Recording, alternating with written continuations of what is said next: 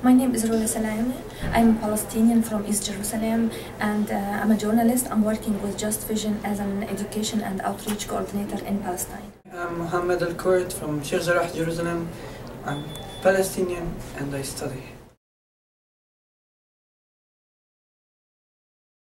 I was born and raised in East Jerusalem in a neighborhood called Beit Hanina, and my parents are Palestinians who also were born and raised in East Jerusalem. I went to school in East Jerusalem and I studied in Birzeit University. It's an university in the West Bank.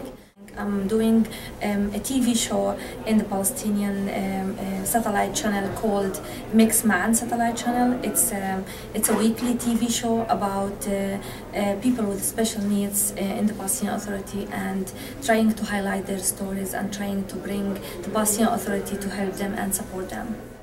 Okay, I was born and raised in my neighborhood, Sheikh Jarrah. I'm still living it.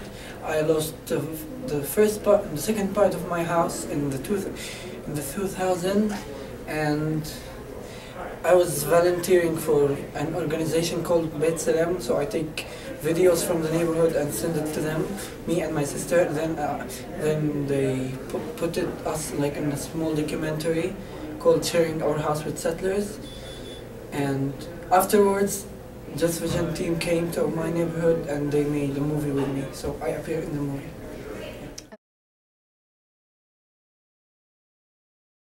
I'm coming here for my neighborhood premiere in Washington DC.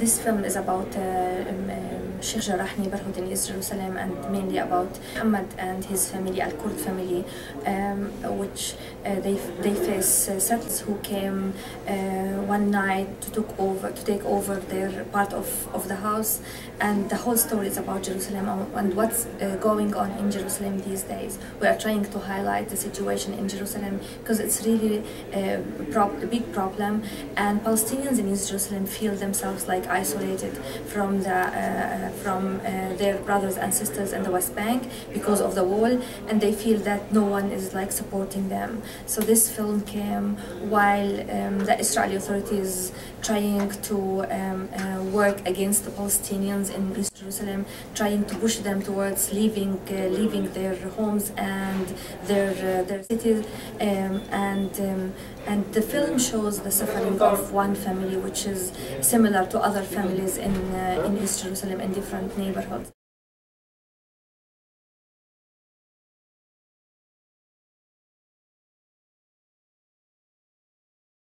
Yeah, I'm a small example for what's happening in Jerusalem. Some of the kids who does not wish to go to school and who wish they could work and serve their families. It's not just, it's a really few kids who's knowing that education is like the key for you to be successful and to help your country. But other are just becoming like super adult, and they just want to help their families because their families are actually in need, so they need help. And this is really sad what's going on in Jerusalem. I think what Mohammed just mentioned was really very important, because Palestinian kids feel themselves like they are responsible for the family, they are responsible for supporting their brothers and sisters. One of my TV shows, one of the episodes that you can hear the child talking about he don't want to return back to school, not because he had education or not because he's not clever, not because he's not thinking of his future, because he feels that he needs to support his family, he needs to support his brothers and sisters and bring food and milk to support them. I think we need to find international support. I don't think that Palestinians in East Jerusalem can stand alone and facing the military orders and the Israeli government and the Israeli municipality of East Jerusalem. We need support, we need international support, and we want also the media to come and highlight these stories in East Jerusalem. This is something that the international community should support us. First, the Palestinian Authority should raise these important issues every time they participate in meetings or workshops or even conferences around the world, and the international communities should stand and support the Palestinians in East Jerusalem.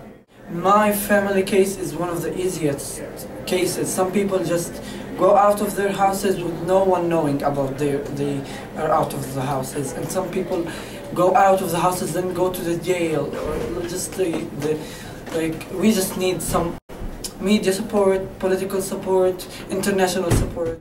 And as the Sheikh Jarrah neighborhood, we need some support from the Jordanian government, because it was one of the beginners of the Sheikh Jarrah at the first point, and the Honorable too. So it's not just like, it's not that small what's happening in Sheikh Jarrah. It's just like it's related to the whole Jerusalem and West Bank, and every day we have like a new area under threat of eviction and demolition. So it's just like the problem is getting bigger and bigger and bigger. So we have to stop it until it just destroys all of Palestine.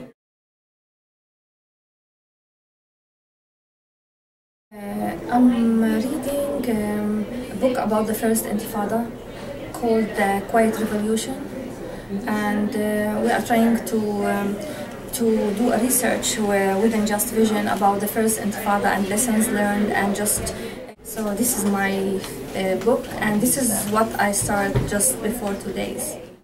I'm gonna read a book called Home of Stone. Yeah, I don't know. It's about just Lebanon and I guess, or Syria. I don't know. Yeah, it's by Abu Shadid. Anthony Abu Shadid. He's like a journalist who died in Syria this year or last year.